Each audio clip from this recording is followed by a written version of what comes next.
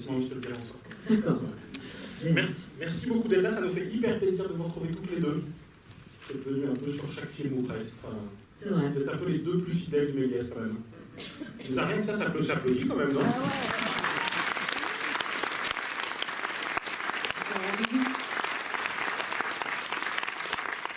Et comme je tiens Céline pour celle qui parle mieux de ses films, du coup je me suis dit que j'allais inventer une règle bizarre. C'est que je vais lui proposer des mots-clés, puis je vais quand même un peu expliquer le mot-clé. Et après tu vas réagir soit au mot, soit à ce qu'il... Voilà. Comment tu es un joueuse, je suis chaude. Ouais. Et puis on va quand même alterner, et je poserai quelques questions plus traditionnelles à Adèle. Parce que elle est hyper forte en mots-clés aussi. T'es forte en mots-clés? Mais oui, bien sûr, regarde, bambou. Kung Fu Panda, direct. Ah, mais je suis impressionné.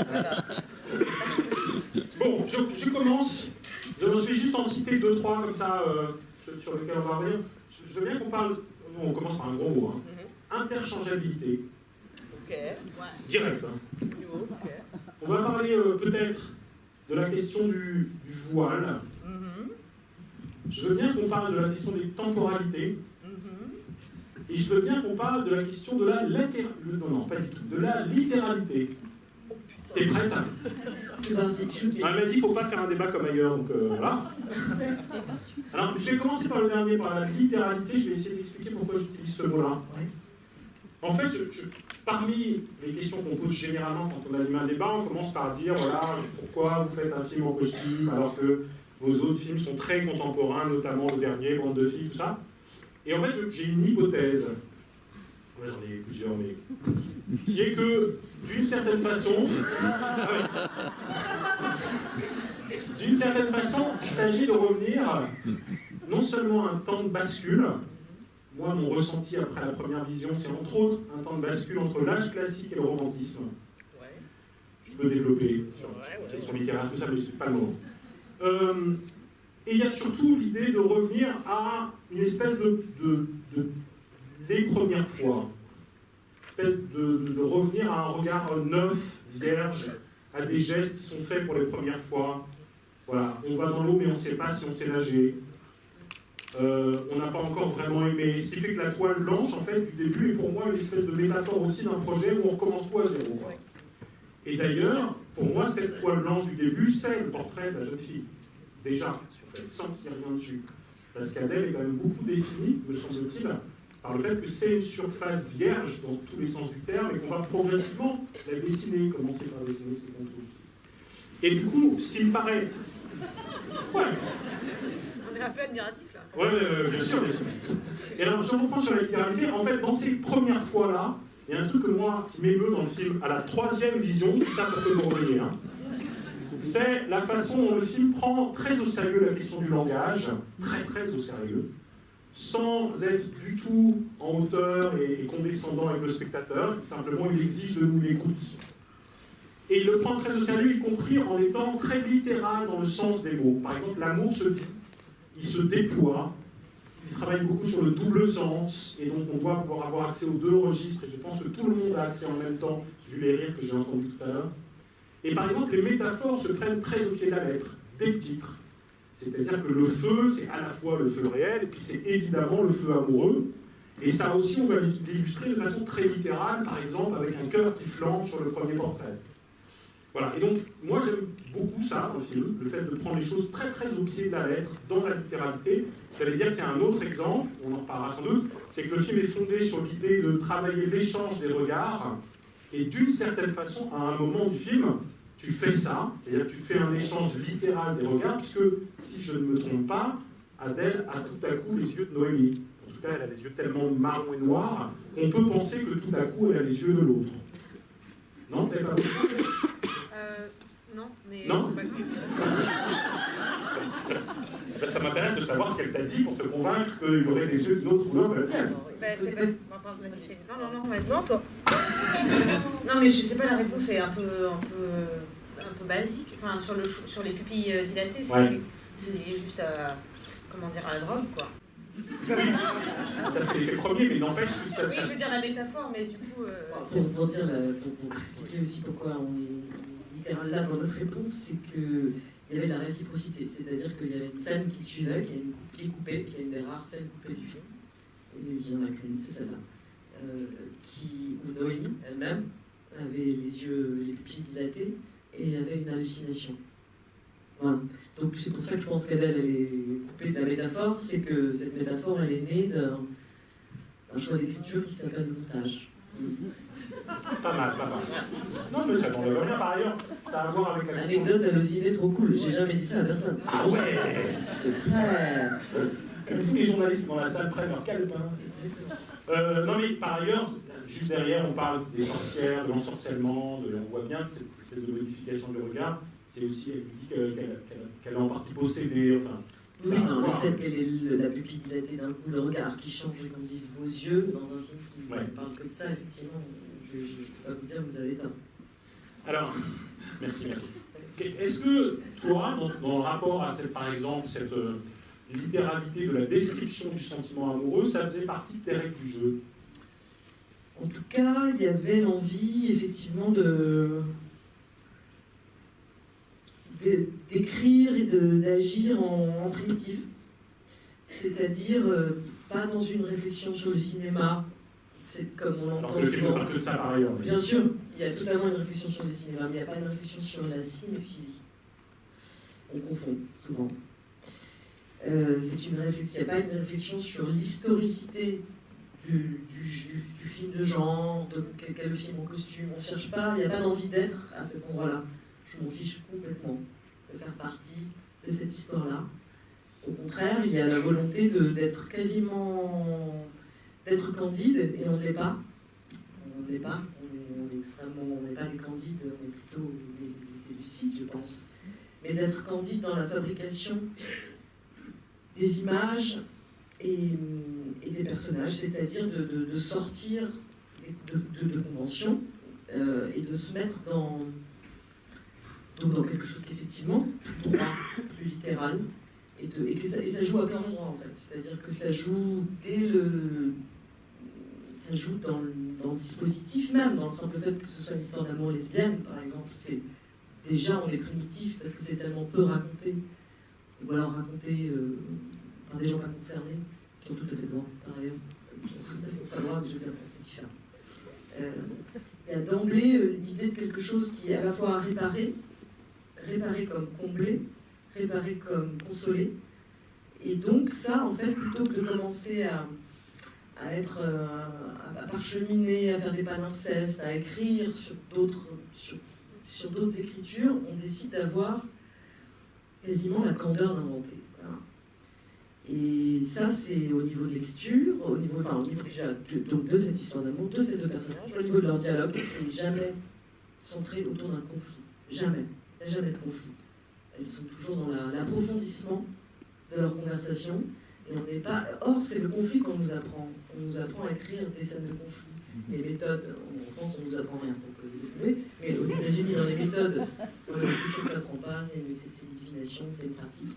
Dans les méthodes qu'on nous enseigne des scénarios, qu'on lit, c'est une bonne scène, c'est une scène où quelqu'un demande quelque chose à quelqu'un d'autre qui ne veut pas lui donner. À la fin, il veut lui donner. Donc ça, c'est la négociation. Et on vit ça sans cesse, en fait. Là, par exemple, on a décidé qu'il n'y aurait pas ce type de négociation. Et on ne l'a pas purement décidé parce qu'on voulait faire nos intéressantes. On l'a décidé parce qu'on considérait que ce serait intéressant. Que ça créerait des dynamiques, des tensions de rapport et de dramaturgie qui seraient nouvelles. Et donc, possiblement excitantes. Pour vous. Et pour nous. Enfin, oui, aussi. Donc, effectivement, il y a quelque chose qui est plus droit, qui est plus assumé, et qui est radical partout, en fait. J'ai dit radical, mais le micro c'est... Oui, il n'aime pas. Ouais, je sais. Et par ailleurs, je dois dire qu'il y a aussi quelque chose qui va plus droit, au-delà de comment on fabrique les images et le récit, plus droit vers l'émotion. Et que ça, je pense que c'est une volonté autonome de toutes ces volontés d'esthétique et de cinéma, qui est d'aller plus droit vers l'émotion. Moi, j'ai vraiment ressenti une leçon. J'ai compris ça en écrivant Ma vie de Congette, en écrivant pour les enfants, en allant plus droit au but et en voyant ce que ça faisait, ce que ça produisait dans les salles et même ce que ça produisait chez moi, en regardant un film qui n'était pas le mien. Donc parfois on a plus de courage pour les autres, parce qu'on a plus d'ambition pour eux, bizarrement, c'est des drôles de modestie, d'ego, je sais pas, on s'en fout. En tout cas, ce rapport beaucoup plus littéral à l'émotion, et d'aller la chercher dans des personnages qui s'expriment, plutôt que qui expriment des idées, et que ces idées sont émouvantes, ça aussi, c'est sans doute une direction nouvelle et plus droite, plus littérale. Je sais pas si... On est en mode mot-clé. Oui, voilà. Non, c'est bien. On pourrait le faire en mode pyramide. Voilà, c'est ça. Alors, je prends quand même le deuxième, le pourquoi interchangeable, parce que j'ai l'impression que pour le coup, c'est un mot très structurant sur l'écriture du film. Et que ça raconte vraiment des choses de ce que tu as envie de raconter dans le film. D'abord, au début du film, on pose comme ça une espèce de jalon pour montrer que tous les personnages sont d'une certaine façon à la place d'un autre, déjà. Adèle est à la place de sa sœur. On lui dit, voilà, elle m'a donné son destin. Et évidemment, ce parallèle entre les deux crée aussi une tension qui est, mais est-ce qu'elle va elle aussi mourir? Est-ce que les choses vont se reproduire? Et la question du refus de la reproduction est au cœur du film, y compris dans la scène d'avortement, fin de la parenthèse. Il y a vraiment un truc sur la question de la reproduction et de la représentation qui me paraît vachement intéressant, mais là, il faudrait vraiment écrire. Et cette question-là du double, de la répétition, du jeu de miroir, elle vaut évidemment aussi pour le rapport à la mère, le point commun avec Milan, dont on découvre finalement qu'il lie les trois personnages, puisque la peintre elle-même a un rapport à cette ville-là et à cette langue-là. Et puis évidemment, le jeu de miroir principal, c'est dans le rapport entre le peintre et le modèle, puisque là, très clairement, tu construis une relation pour faire en sorte qu'il y ait un système d'équivalence totale, et que finalement, les créateurs soient des deux côtés. Alors, est-ce que tu veux nous expliquer un tout petit peu comment tu as mis en place cette idée de tu pourrais être à ma place, non, tu es à ma place, et du coup, ce que ça implique en termes à la fois, j'allais dire, esthétiques. Il y a plein de scènes où tout à coup, on va effectivement basculer à la place de l'autre, c'est la bonne qui vient poser pour la robe, on invite l'autre à venir dans son champ, puisque la base d'un rapport comme ça entre un peintre et un modèle, c'est quand même le champ contre champ, et en fait, tu vas faire tourner beaucoup ce champ contre champ. Et ce que ça raconte, pour le coup, j'allais dire, en termes de revisitation du rapport entre le peintre et le modèle pour créer une espèce d'égalité utopique nouvelle. T'as pas vu ça, d'ailleurs? Votez Stéphane Goudel. Alors, il y a un trajet dans le film autour de ces questions place, effectivement. Le postulat de départ, c'est de construire un film, et notamment une histoire d'amour et de création, qui va centrer autour de la question de l'égalité. Donc il y a ce qui participe aussi de l'absence de conflit, par ailleurs. Parce que le conflit naît souvent d'une forme de domination. Les accords naissent de formes de domination, plus ou moins officielles. Et ça, c'est une façon aussi de respecter les destins de ces femmes. Cette époque aussi, et elles ont, je pense, une conscience d'être globalement des objets, et donc être à des places qu'elles n'ont pas choisies. Certaines sont plus chanceuses. Marianne, la peintre, elle est donc à cette place-là parce qu'elle est fille de peintre. Je veux dire, c'est pas des destins qui se choisissent. On est plus ou moins chanceuse. Et le personnage d'Adèle, Héloïse, elle est à la place de sa sœur. Par ailleurs, elle était déjà à une place qu'elle n'avait pas choisie, qui était le couvent. Elle s'était accommodée. Elle s'est retrouvée à sa place. Même la mère est à sa place. Elle est à la fois évidemment dans un projet de reproduction, mais en même temps on sent qu'elle est plutôt dans une horizontalité avec les autres personnages et qu'elle souffre elle-même de devoir reproduire ce truc, et d'ailleurs elle s'en justifie sans mauvaise foi en disant genre franchement elle s'en met un moins là-bas, j'ai eu ces petites merdes ici, on va lui faire ces petites merdes là-bas, ça sera moins merdique. Voilà, ça c'est la base. C'est la base de la circulation entre elles. Et ensuite le film décide de faire de ça quelque chose de jubilatoire, c'est-à-dire que cette interchangeabilité qui est une donnée de base, qui est une donnée sociologique, même si c'est un anachronisme de parler de sociologie à ce moment-là, mais bon, voilà, c'est le système, tout simplement. Ensuite, ça devient ludique, ça devient quelque chose, il y a du consentement, et ça, globalement, c'est ce qui se passe dans le film, c'est comme sur la question du regard, au début, elle est regardée, elle a dérobé, et ses regards sont, du coup, ne sont pas échangés de façon claire. Et puis ensuite, il y a du consentement, et du coup, on peut changer de place. À partir du moment où il y a du consentement, à partir du moment où on décide de se laisser regarder, on a le droit de regarder aussi. Et il y a aussi, du coup, un jeu de chaises musicales sur les classes sociales dans le film. Avec notamment le personnage de la servante qui, alors même qu'en plus on n'a pas du tout vu dans l'emploi de servante, on a déjà vu porter des trucs sur des plateaux, elle n'est jamais un accessoire, elle n'est jamais non plus une fille qui écoute de porte, elle n'est même pas dans l'emploi de la servante. Elle allume le feu au tout début. Elle allume le feu, comme Johnny disait. Voilà. Reste en paix ou pas. On aura quand même parlé de Johnny Hallyday et Kung Fu Panda, je crois que c'est un débat assez riche déjà. C'est des mots-clés qu'on n'avait pas prévus, c'est souvent les plus beaux. Donc ensuite, il y a une jubilation de ça. Il y a une jubilation de ça qui est une jubilation à la fois de rapport, une jubilation politique, une jubilation, j'espère aussi pour vous, et qui a lieu à la fois dans le dialogue amoureux, dans le dialogue amical et dans le dialogue de création. Tout ça, ça peut se résumer globalement par un concept qui s'appelle la sororité, qui est encore un de ces mauvais effets de bord du féminisme, qui est qu'on peut un tout petit peu jouer chaise musicale quand on est entre femmes et solidaires. Oui, entre femmes par ailleurs, parce que le film quand même a dans ses règles du jeu, d'abord le fait que c'est un quatuor essentiellement, et que c'est un quatuor de femmes, que les hommes sont quasiment absents, il y en a qui l'emmènent en barque, ils rament, voilà, les hommes rament. Il y a le bébé au moment de l'avortement, qui a priori... It's a boy, It's a boy, voilà. Et puis il y a un truc qui me fait rire à la deuxième vision, c'est le mec qui vient dans la cuisine et qui tout à coup est totalement mal à sa place dans le jeu. C'est le même. Ouais, c'est le même, le mec qui rame. Et du coup, quand on revient pour annoncer, on dit ils sont là, en parlant potentiellement de la mère qui fait son retour, mais en fait c'est quand même le grand retour des hommes, on n'a pas envie qu'ils soient là. C'est le principe du film d'horreur que je vous propose. Et ça a marché. À économie de moyens de dingue. Quand je vois ce que déploient les autres, les hommes qui se transforment en mouches, les cadavres des viscères. Moi, vous avez vu genre un type avec les perruques. Bonjour. Alors qu'il y en a eu des bonjours déprimants dans le cinéma français. Beaucoup de scènes commencent par bonjour et finissent par au revoir. Et ben celui-là, il fait son effet. Bah oui, mais c'est le principe des outils du cinéma, c'est-à-dire que c'est ce qu'on met dans le cadre. Et le cadre, ce qu'on exclut du cadre, c'est pas déjà un, c'est pas punitif, c'est proposer des expériences, et deux, ça définit le cadre.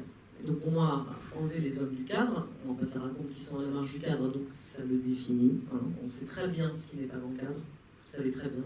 À un moment, vous l'oubliez, et puis du coup, ça vous prend par surprise. Et d'un coup, oui, certes, c'est un type avec une mauvaise perruque, mais c'est le patriarcat qui revient dans la cuisine. Et il ne visite pas souvent la cuisine, le patriarcat. Il est devant la télé dans le salon. Et donc ça nous fait un choc, quoi. La télé, ça aurait été bizarre quand même. Et leur chant aussi. Le contemporain et leur chant, c'est pour que vous cessiez d'y penser, vous me laissiez faire.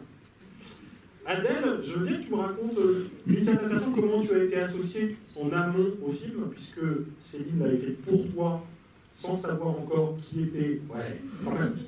Sans savoir encore avec qui tu allais jouer, alors que c'est quand même vraiment un film amoureuse, intense, et fondé vraiment sur un duo, j'allais dire, où les deux actrices sont aussi importantes l'une que l'autre. Toi, quelle est ta place dans le travail d'écriture? À quel moment tu découvres le film? Et du coup, comment tu appréhendes ce personnage-là? En fait, là, je ne me rappelle plus exactement à quel moment Céline m'a parlé pour la première fois de son projet, qui n'était pas encore, le scénario tel qu'il a été écrit à Cannes, mais un projet plus vague. Donc je ne me souviens pas, j'ai l'impression que ça remonte à quelques années quand même. Et des allers-retours, est-ce qu'on va arriver au bout ou pas? Donc c'est-à-dire qu'on avait quand même, Céline a initié cette envie qu'on avait toutes les deux de retravailler ensemble après la naissance des pieuvres, donc depuis plus de 10 ans maintenant. Voilà, moi, après là-dessus, je ne sais pas quel est mon rôle, je pense que, voilà, là Céline pourrait plus en parler par rapport à comment elle a fait, comment elle a écrit le personnage en pensant à moi, parce que moi, j'étais pas là. Mais non, sinon, après, je pense qu'on partage quand même, on partage une passion de la recherche dans le cinéma, aussi de la fiction. Je sais pas, on a comme un terreau commun, quoi. On se comprend quand même quand on parle. Voilà. Et après, je sais pas, je me suis un petit peu perdue dans ce que je voulais dire, mais je vais y arriver. Non, et après, en fait, très simplement, juste, voilà, le scénario ayant été fini, Céline me l'a envoyé. J'ai mis 3 jours à le lire parce que j'étais stressée. J'ai lu le scénario, j'ai dit, bon, bah voilà, c'est formidable. Enfin, effectivement, j'estimais énormément le travail de Céline, et c'est un euphémisme, mais j'avais quand même pas mal d'appréhension, et je dois dire que le scénario m'a vraiment emporté. Je me suis dit, bon, bah voilà, on parle pas du passé, là, en fait, on est en train de continuer à écrire une histoire, et c'est ça qui est excitant. Hein. On n'est pas dans une démarche un peu, funèbre, mais à l'inverse. Du coup, voilà, et donc après, sur la rencontre avec Noémie, comment dire, de la même manière, Noémie est arrivée, effectivement, elle a passé les castings d'abord une fois avec Céline, et puis ensuite, sur le deuxième tour de casting, moi j'étais là, j'ai donné la réplique à quelques personnes qui étaient effectivement des potentiels Marianne. Et comme moi, je trouve, je tendance à penser qu'on rencontre mieux quelqu'un quand on joue avec lui que quand il se raconte lui-même, en fait. Enfin, en tout cas, c'est une façon qui me semble tout à fait pertinente pour rencontrer quelqu'un. Donc voilà, après, sur le choix de Noémie, Céline avait évidemment toute ma confiance. Et par ailleurs, Noémie avait toute ma passion aussi immédiatement. Enfin, c'est quelqu'un qui dégage je dirais un mystère, c'est un peu un mot un peu basique, mais comment dire, qui ne se laisse pas si facilement saisir. Et du coup, cette espèce de truc insondable et un peu dangereux qu'il y a derrière la surface chez elle était très excitant, voilà, en tant que partenaire.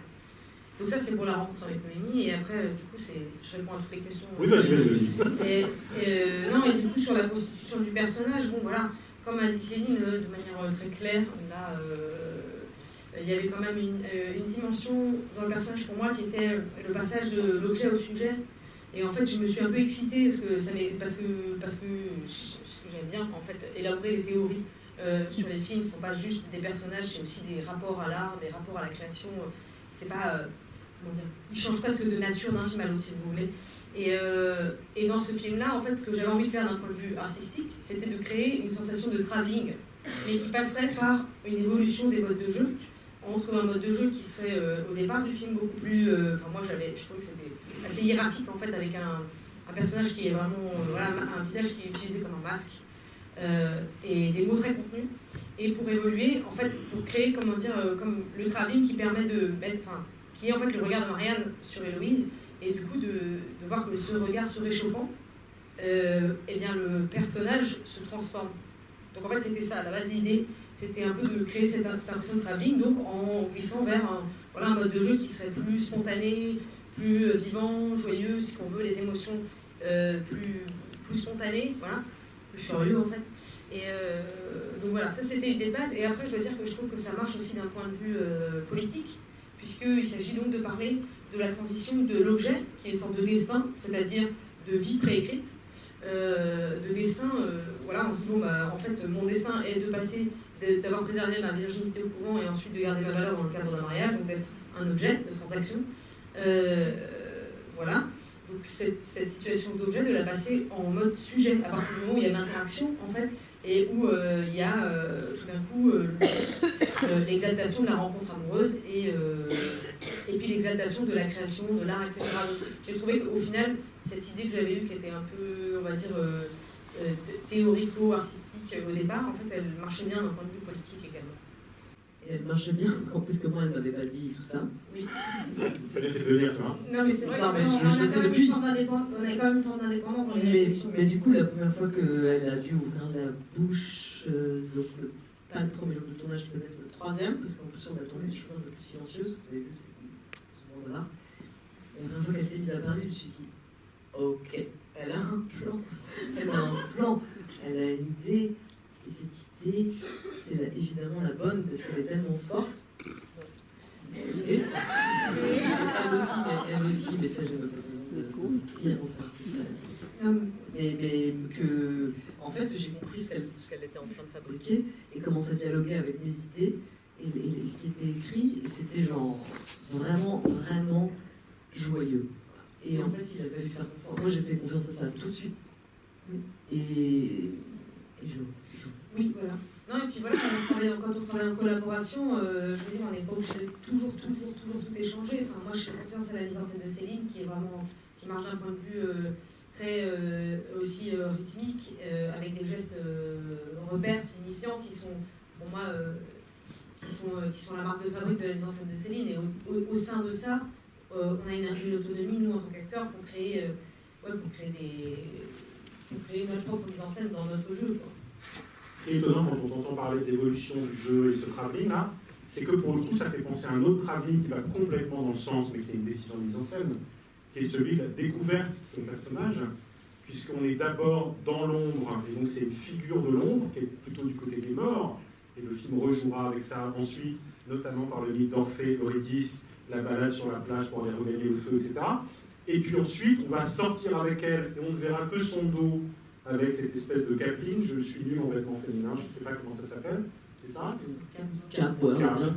Sur lequel je crois avoir vu des espèces de symboles de flammes. De franc-maçonnerie. De franc-maçonnerie. Non, moi je vois des flammes bleues. Ouais, mais grave. Et ce que je trouve vachement beau, parce que du coup la flamme bleue est à la fois le cœur de la flamme, le cœur du feu, et en même temps elle est aussi du côté de l'eau. Et le film, quand même, dans cette dimension littérale, joue vachement avec les éléments primitifs, quoi. Oui. Dès le début, la mer. Et donc, quand on sort, tout à coup, il y a une espèce de. C'est une abstraction, ce personnage. On l'a attendu très très longtemps. Parenthèse, quand même, le scénario de base des films sur les stars, c'est comme ça qu'on fait. Hein. Bien sûr. C'est-à-dire qu'on les attend, on les désire, on les met en scène dans le discours des autres, jusqu'au moment de la découverte, où là, elle est sans cesse reportée jusqu'à ce moment entre la vie et la mort, du mourir-courir. Dans la confrontation avec la falaise, et du coup dans l'affirmation d'une différence avec le destin de sa sœur. Et donc tout se joue en fait dans ce travelling, qui est une espèce de correspondance du travelling que tu évoquais. Oui, absolument. On est d'accord. Non, mais c'est juste, je voulais juste rajouter qu'effectivement, ce délai, dans cette frustration que Céline peut créer au travers du scénario, dans l'apparition de d'autres personnages, etc., moi je l'ai prolongé en fait. Juste un petit peu dans le fait de dire, oui, en fait, c'est pas parce que tout d'un coup je me mets à parler que la personne est vraiment là. Enfin, bien sûr, c'est donc toujours avec ce truc de délai, parce que la frustration fait partie du plaisir. Alors, je pose la toute dernière qui apprend pas sa parole à ça quand même. Je prends un seul des mots-clés qu'on a évoqué tout à l'heure, qui est la question de la temporalité, et je veux bien qu'on l'apprenne à deux niveaux. Les deux niveaux, c'est que, mais ça tu en parles très bien, je le sais, c'est que le film travaille sur deux temporalités. Une première temporalité qui est celle d'une espèce de présent absolu de la construction de l'amour, construction de la relation amoureuse, et une deuxième temporalité développée à la fin, qui est pour moi, voilà, le pari le plus fou du film et le plus réussi, qui est de mettre en scène la puissance de l'amour au présent dans le souvenir. Non, c'est comme ça. Ouais, c'est bien dit. C'est bien dit, ça va. Bon, ça c'est un premier registre, mais j'ai l'impression que cette espèce de double traitement de la temporalité, il parle aussi à un autre registre, qui est la façon de travailler sur le film en costume, le film d'époque, puisque le film, dans un premier temps, paraît respecter les codes du film d'époque, en soignant particulièrement les costumes, le travail sur les décors, le travail sur la couleur, etc., le rapport à la nature, etc. Et puis tout à coup, on se rend compte qu'on est en même temps dans une autre temporalité, qui est la temporalité archi-présente, non seulement, comme je l'ai lu dans certaines critiques, dans les thèmes abordés, la question de la liberté sexuelle, le fait d'assumer le désir et le plaisir féminin, le fait de revendiquer le droit à l'avortement, le fait de refuser un mariage choisi par d'autres, etc., qu'on pourrait décliner comme ça, le fait d'oser fumer, enfin, avec une espèce de jeu sur la correspondance. Moi, ça me fait penser à Podane à chaque fois qu'on autorise quelqu'un à fumer, tout ça. Bref. Donc il y a ce respect-là de l'esprit du XVIIIe, y compris sur la question du rapport au classicisme que j'évoquais tout à l'heure. C'est peut-être pas pour rien qu'il s'appelle Héloïse comme chez Rousseau, qu'il s'appelle Marianne comme chez Rousseau. On déteste Rousseau. Rousseau, ils ont misogyniste. Ah non, on déteste Rousseau. Si je pouvais changer, je changerais. Ah, c'est vrai. Ah, Rousseau nous a niqué. Putain, Voltaire, type Voltaire. Rousseau a dit que la femme était... Rousseau est essentialiste. Rousseau, Rousseau est un gros proverbe sexuel. Énorme. C'est une nouvelle. Il le dit d'ailleurs, hein, Norbert sa servante, les rubans et tout ça, les ciseaux, les fétichistes qui nous a emmerdé la vie depuis. Incroyable. Quand on dit les lumières, il faut faire le tri, les amis. Ah, je vous dis tout de suite. Moi, je suis assez Diderot. Diderot, génial. Diderot, féministe. Eh oui. Donc, de toute façon, on peut pas être philosophe si on n'est pas féministe. Encore moins aujourd'hui. Deuxième temporalité, la façon dont le film parle au présent, y compris dans ses formes, parce que quand même, quand elle retouche le portrait, tout à coup, il y a du bacon, enfin, il y a quelque chose de cet ordre-là. mais aussi évidemment dans la façon de dépouiller les corps pour aller vers une intimité plus grande, où tout à coup, quand on les filme, c'est du XXe siècle. Enfin, là, la question du décor devient absolument vraie. Donc je veux bien que traite la question sur les deux rapports à la temporalité, à la fois celle du récit dans cette dimension de prise en compte du souvenir, de ce qui restera, du regard du poète contre l'amoureux, pour reprendre la fable d'Orphée et Eurydice, et puis, par ailleurs, cette question de comment faire abstraction des obligations du film en costume. Je vais commencer par la deuxième, parce que finalement, je ne sais pas s'il y a grand-chose de plus à dire sur la première. C'est effectivement, il y a deux temporalités qui se contaminent, puisque globalement, elle commence à avoir des visions de ce fantôme, de cette femme en robe de mariée, qui en réalité un pyjama, mais c'est pas très grave. C'est beaucoup plus charismatique que la robe de mariée. Et que, avec cette idée que l'histoire d'amour, qu'elle est déjà hantée par la dernière image qu'elle aura d'elle, et c'est pas purement un effet du film, c'est aussi un effet d'anticipation de toute histoire d'amour, qui est globalement hantée par son début et sa fin. Et que là-dedans, dans la façon dont on fait jouer ces deux temporalités, on n'est pas seulement en train de créer des effets de vertige, même si on les souhaite, on est aussi en train de créer un nouvel imaginaire sentimental qui nous sortirait de la satisfaction du happy end, qui serait une possession éternelle décidée par le cinéma, invérifiable, ou un destin tragique, et de plutôt proposer une autre politique de l'amour qui est dynamique, et qui est vectrice de futures émotions, que ces émotions concernent quelqu'un qu'on aime toujours, ou quelqu'un de nouveau, ou des nouvelles passions, les arts, la musique, comment le cœur s'agrandit d'avoir aimé, et qu'est-ce qui fait de cet espace, de quoi il le remplit. Donc ça, c'est d'autres dynamiques, c'est d'autres politiques, d'autres philosophies de l'amour qu'on tente de proposer, et ça passe par d'autres représentations, comme on l'a dit depuis le début, mais et aussi par la question du rapport à la convention, effectivement. Alors moi, j'ai eu vraiment à cœur de n'avoir aucun anachronisme. Et évidemment, le film sera toujours quelque chose qui s'est dit en 2019. Ça, c'est certain. Mais pour autant, j'ai plutôt, moi, pas cherché à les ramener dans le présent. J'ai plutôt cherché à ramener leur présent dans le passé. Et ça passe... on peut avoir des sensations d'anachronisme, qui sont en fait des sensations de proximité, au fond. Qui peut dire c'est mon époque, c'est plutôt je me sens proche. Et ce sentiment de proximité, pour moi, il est pas un effet il est sincère. C'est pas du tout un effet de rapprochement que j'essaie de faire parce que j'en ai le pouvoir. C'est que je crois profondément qu'on rend à ces femmes leur vérité, leur présent, leur cœur, et qu'effectivement, ça se passe dans un espace qu'on est obligé d'inventer, qui est la solitude de quelqu'un, voilà, qui est extrêmement peu documenté, surtout en ce qui concerne la solitude des femmes, qui est sans doute la plus grande des solitudes du monde, et donc pas du tout racontée.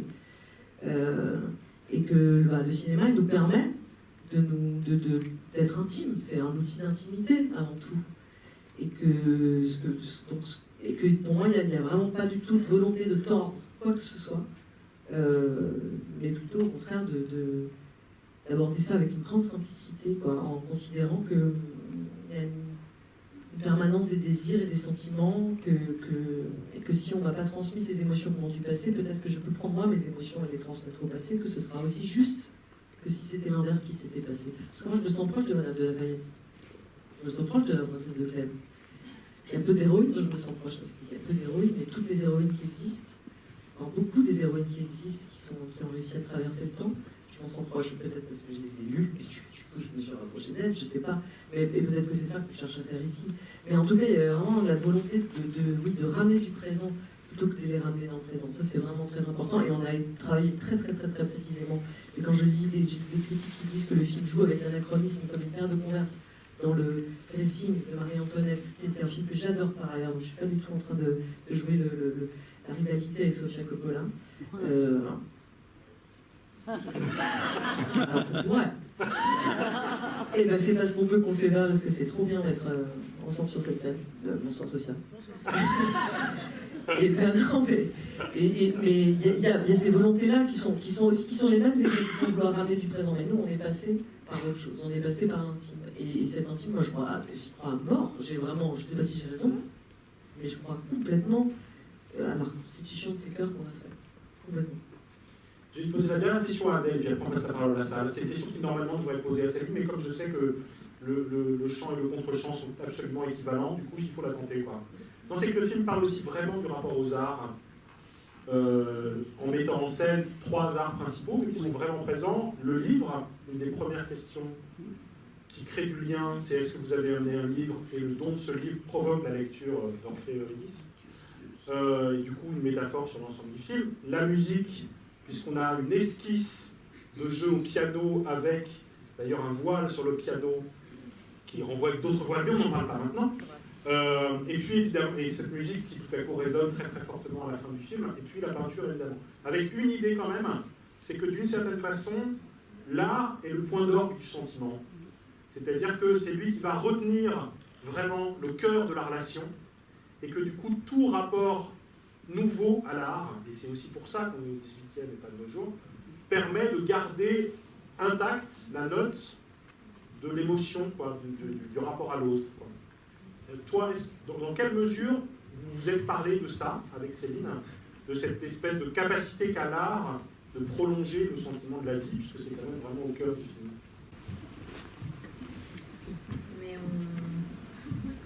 On ne s'est pas parlé vraiment de ça, mais c'est très intéressant. Mais est-ce qu'on parle d'autre chose? Et en fait, c'est vrai que c'est un peu notre conversation permanente, mais on n'a pas parlé de manière théorique. Là, je parle d'un truc qui est mon sentiment à moi, mais je ne sais pas si je vais réussir vraiment à le formuler. Mais c'est que... comment dire? Le beau, c'est... non, je ne sais pas comment formuler ça, mais j'ai l'impression que c'est une question de flou. Alors, Céline a parlé de conflit tout à l'heure, et pour moi, le fait de s'arrêter au conflit, c'est accepter, le flou. Je ne sais pas si vous avez déjà... Bon, moi, je ne vais pas vous parler de ça, c'est vrai, mais si vous avez entendu parler des 3 genres de connaissances par Spinoza, par exemple, juste, en fait, le conflit, c'est vraiment la zone où, en fait, on est en choc complet, et en fait, ça nous empêche de comprendre les rapports sur lesquels évolue l'autre essence, d'ailleurs, parce que c'est comme ça.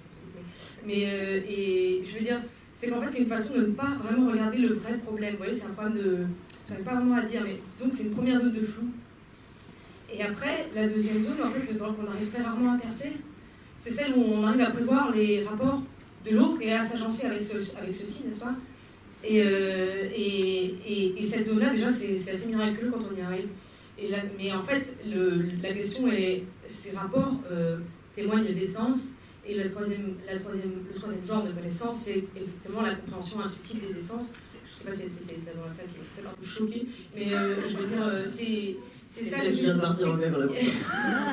Impossible de parler de Spinoza. Non, mais je veux dire, c'est que ce que je voulais dire, c'est qu'en fait, c'est toujours une sorte de point de fuite.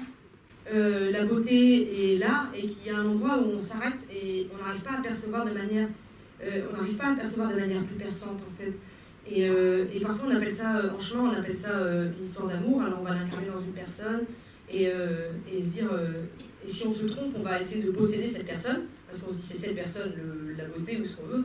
Et en fait c'est au travers de cette personne en fait, c'est toujours au travers d'eux.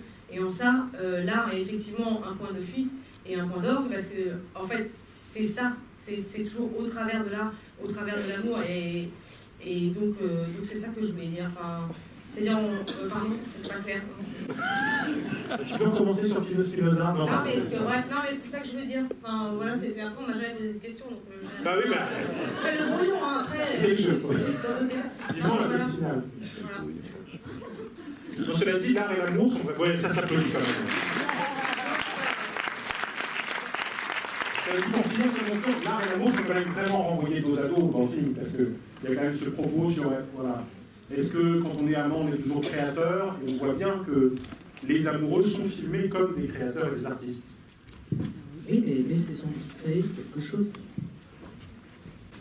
Vas-y. Oui. Bonsoir, merci pour votre film. J'ai passé le film à me demander où j'avais déjà vu toutes ces séries de portraits que vous faites, pas seulement les personnes qu'on voit dans le film. Il y a j'ai eu le sentiment tout le temps de revoir des tableaux que j'ai pu voir dans différentes villes, etc. Je crois que ça vous a beaucoup habité, et, y compris la grande femme en blanc, etc. Mais ma question, c'est pas ça, c'est une petite question, c'est pourquoi 28 ?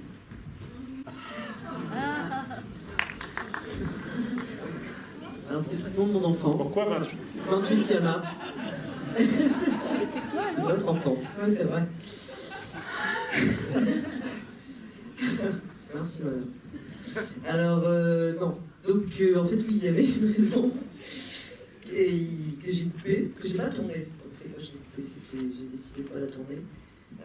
C'est que c'était leur âge, en fait. Elle disait 28, pourquoi 28? Elle disait c'est mon âge, et l'autre répondait moi aussi. Voilà. Je trouvais que c'était déjà beaucoup. Je voulais pas. Je savais que j'avais encore des choses à dire sur ce 28. J'ai mis un peu d'air, je vous ai laissé respirer. Non, et après, moi, je rajouterais juste que, en fait, j'ai vraiment pris ça au moment du tournage comme vraiment créer une boîte au trésor, si vous voulez. Ouais. En fait, du coup, j'allais vraiment rajouter des caisses en disant genre mystère, sur votre qu'est-ce qui se passe. Et je veux dire, non, mais c'était une façon de gonfler le texte, justement. Oui, et ça, Au-delà ça du sens raconte, d'un truc insaisissable, c'est juste, on essaye d'insuffler du volume, voilà. Et ça raconte ce que c'est la collaboration quand on dit mais c'est quoi collaborer? Ah oui, mais est-ce qu'il y a de l'improvisation? Comme si l'improvisation c'était d'un coup l'acteur qui prenait le pouvoir en faisant n'importe quoi, en marchant sur les mains. Enfin, là, en fait, on a pris ensemble la décision, c'était imprimé. J'ai dit genre, on va rayer 28, je pense qu'il faut. Enfin, on va rayer l'explication, etc. Et d'un coup, ensuite, on tourne, on a la caméra sur Adèle, et elle fait ce 28 qui semble être révéler une idée, un secret, un truc qui l'amuse. Et c'est parce qu'on a coupé ces lignes. Vous voyez, donc c'est pour ça que c'est. On se couvre pas, on se dit pas ouais, on verra plus tard au montage. C'est que comme on l'a coupé, elle y a mis l'intention, elle y a mis son secret. Et c'est ce qui donne ce rayonnement incroyable à ce plan. Et d'ailleurs, c'est la première prise qui est montée dans le film. Elle a récupéré l'idée, elle l'a incarnée, et c'est parce qu'on a supprimé l'idée avant. Voilà. Bonsoir, merci beaucoup pour ce film aussi. C'était un moment magnifique. Je trouve ça très beau que vous ne choisissiez pas de situer. C'est un film d'époque, effectivement, mais il n'y a pas de dates qui sont mentionnées, il n'y a rien qui renvoie à quelque chose de précis. Et par rapport à ce que vous disiez tout à l'heure, ça nous fait vraiment rentrer effectivement dans une intimité et dans une histoire personnelle de personnages, et quelle que soit l'époque, effectivement, ils deviennent par là proches de nous. Ma question est plutôt curieuse sur le travail de préparation. De savoir, j'ai vu qu'il y avait une mention d'Elisabeth Vigée-Lebrun dans le générique de fin, et moi j'ai pensé aussi beaucoup à Artemisia Gentileschi. Je voulais savoir si c'était des vies qui vous avaient traversé aussi, ou qui avaient participé à la création de ce scénario. Et que ce soit aussi très beau que ce soit totalement coupé par la suite. Oui, Elisabeth Vigée-Lebrun, c'est la star des peintres femmes de cette époque. Elle était la peintre de Marie-Antoinette. Elle est surtout la seule femme qui a écrit ses propres mémoires, donc et géré ses archives, donc passé à la postérité. Aussi, la postérité, ça s'appelle sa première grande rétrospective en l'an 2000. Voilà. C'est comme si j'avais un Oscar en 2122. Belle jambe. De bois. Et Artemisia Gentileschi, c'est un peu avant, mais oui, c'est l'équivalent, c'est la star italienne. Et ce sont les noms qui sont arrivés jusqu'à nous, donc c'est des œuvres très importantes. C'est les femmes qui sont exposées, qui sont au Louvre, voilà. Pour autant, il y a effectivement plusieurs citations d'Elisabeth Vigée-Lebrun, parce qu'elle a eu la générosité d'écrire ses mémoires, et donc il y a, quand elle raconte l'anecdote qu'elle écrit dans La marche de ses cahiers au couvent, c'est une anecdote qui est piquée à Elisabeth.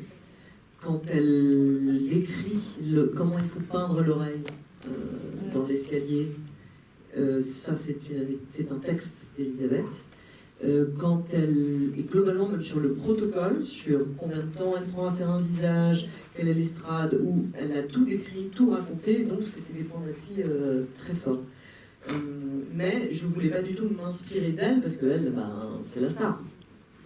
Et que moi je voulais parler je voulais sortir de la question du biopic, justement du destin exceptionnel, pour regarder une de ces femmes, des peintres femmes au travail, parce qu'elles étaient très très nombreuses en réalité. Et du coup, c'est un travail plutôt d'en inventer une pour penser à toutes. Bonsoir. Déjà, j'admire votre travail à toutes les deux.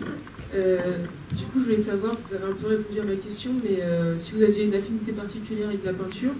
Et une deuxième question, c'est vous avez toujours un contexte différent dans chacun de vos films. Et je voulais savoir comment ça vous vient, ces différents contextes, comme le sport, la danse. la peinture. Moi, j'ai l'impression d'avoir un peu toujours les mêmes contextes et de les mettre dans un autre film plutôt. C'est-à-dire il y a toujours un peu de sport, il y a toujours un peu de... Il y a toujours un moment chorégraphique, il y a toujours une chanson qu'on a écrite pour le film. Enfin, mais effectivement, on peut inverser l'idée. Moi, mon rapport à la peinture, il a totalement changé avec le film en réalité.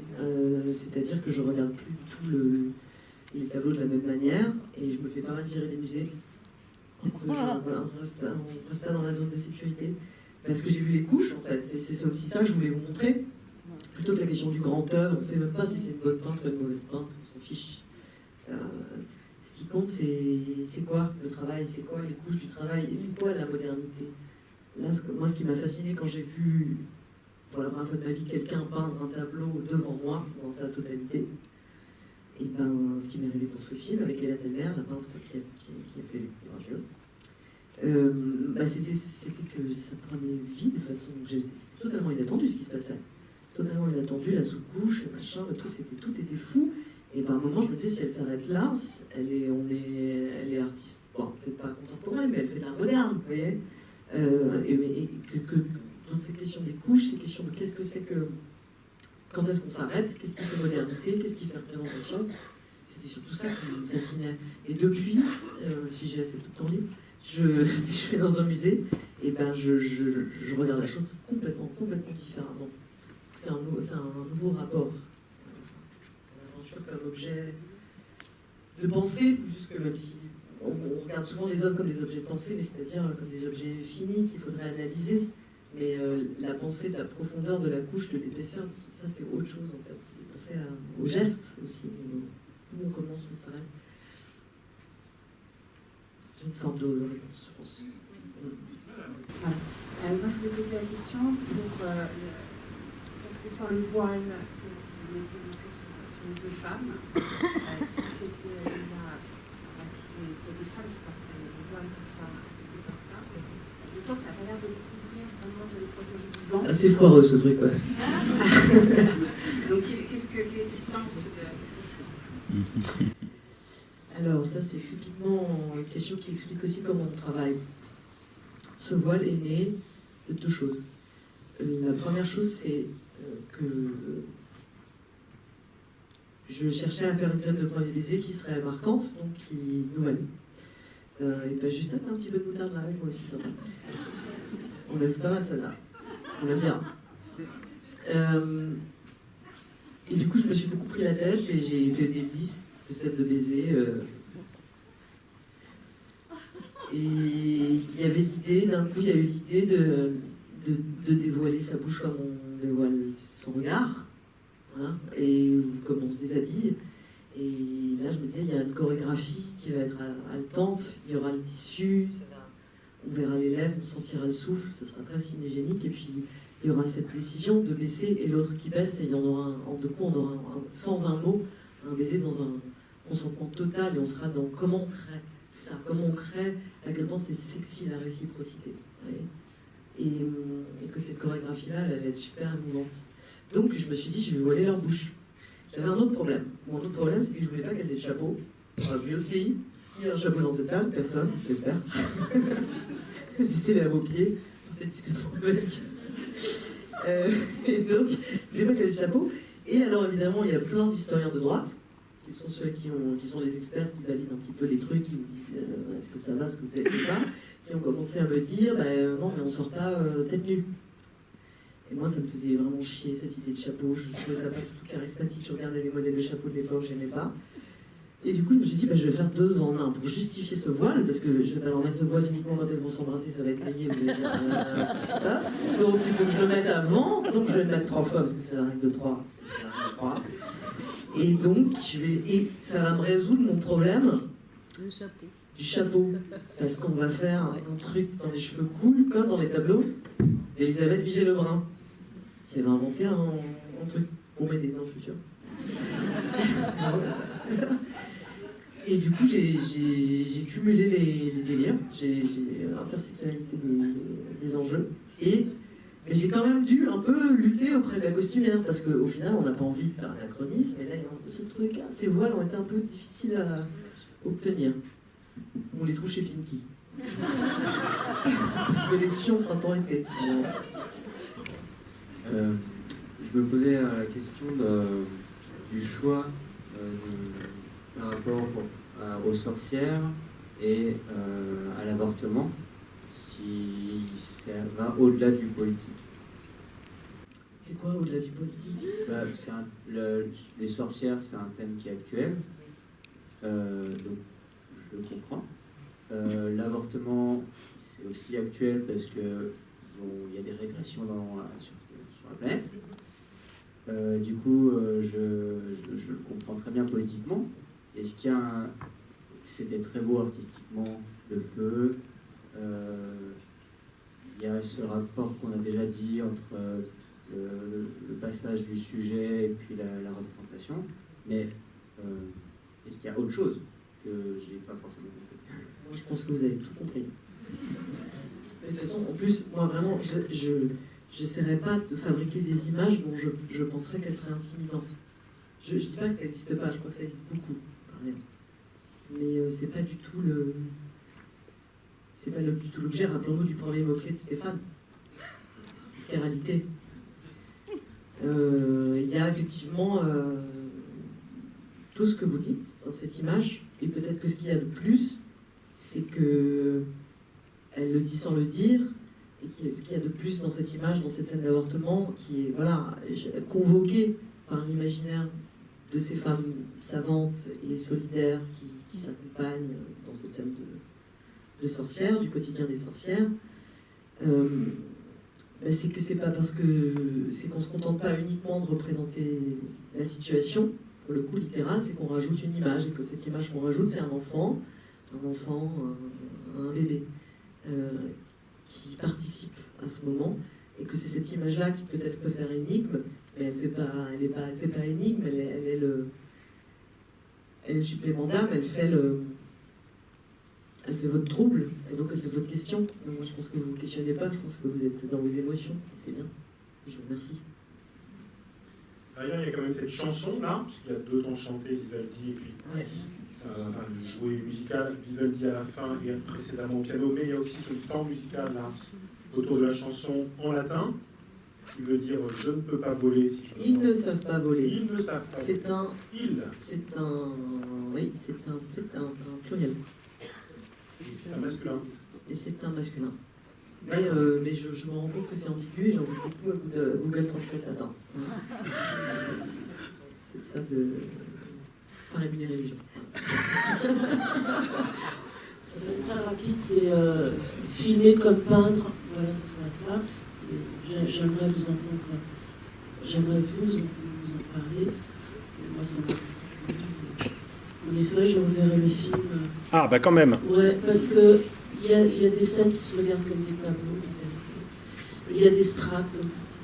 Et en effet, quand on regarde la nature, on regarde s'il y a un glacier, il y a la profondeur, etc. Le regard, qu'est-ce qu'on observe et qu'est-ce qu'on comprend de ce qu'on observe, sans penser forcément à ce qui est représenté. Voilà, vous avez très bien dit tout ça et je vous en remercie. Et mille merci pour tout ce que vous exprimez et vous dites, parce que c'est un vrai plaisir à chaque fois. Et on est là. Voilà, c'est ça. Merci beaucoup. Merci. Allez, monsieur pour la dernière. Justement, ça rejoint un petit peu, parce que le fait de le revoir, moi je l'ai vu hier. Je le revois aujourd'hui, et on ne le revoit pas du tout de la même manière. Une fois qu'on connaît l'histoire, on le voit plus comme une œuvre d'art. On voit chaque plan, chaque image, etc. Et à part ça, j'avais une petite question toute concrète, un peu bête, mais bon. Comment se fait-il qu'à la fin, c'est le marin, le rameur, qui emmène le tableau? Est-ce qu'il faut qu'il aille en Italie? Bah oui. Il faut qu'on est sur une île, donc il faut que le tableau quitte l'île. Et puis surtout, il faut que vous viviez ce couvercle qui s'abat comme un cercueil. Et c'est comme ça qu'on prend les décisions. Et après, on fait en sorte de les rendre semblables. Et que vous ne posiez pas trop de questions. Il y a toujours un peu de précipitation au cinéma. On fait hop là pour vous. De l'autre côté, c'est marrant. Et donc, mais bon, c'est sûr je pense qu'on n'a pas envie que ce soit lui, parce que globalement, on n'a pas envie qu'il soit là. Hein.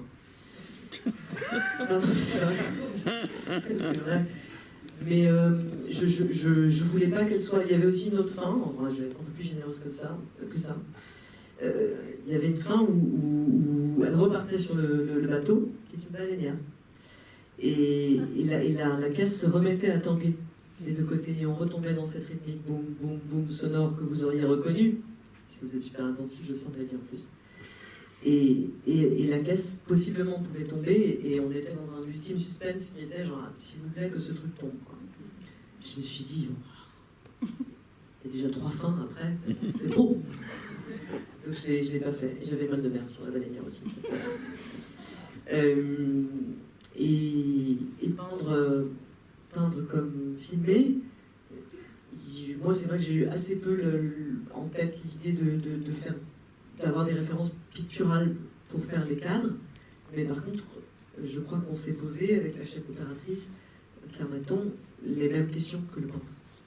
Et c'est sans doute pour ça que vous dites ce sont des tableaux, c'est que le fait de faire un film sur la peinture et sur l'art nous a aussi décomplexé sur le niveau de beauté qu'on voulait donner aux choses, sur l'endroit où on s'autorisait à faire très beau et à mettre les moyens et à faire très beau parce que c'était une autre époque. Et donc, c'est pas juste que c'est plus beau le passé, c'est que c'est des univers qu'on réorganise totalement. Et donc peut-être qu'on donne plus de sa puissance, plus de sa croyance en la beauté, et qu'on s'est dit, bah, on va pas avoir peur, on va faire très beau. Et donc on s'est posé les questions du peintre. Mais on n'a pas résolu ces questions par la peinture, on les a résolues par le cinéma. On arrête là, ça c'est pas de chagrin. Merci beaucoup pour ce très beau débat. Céline Sierra, Adèle, merci à tous. Et je suis actuellement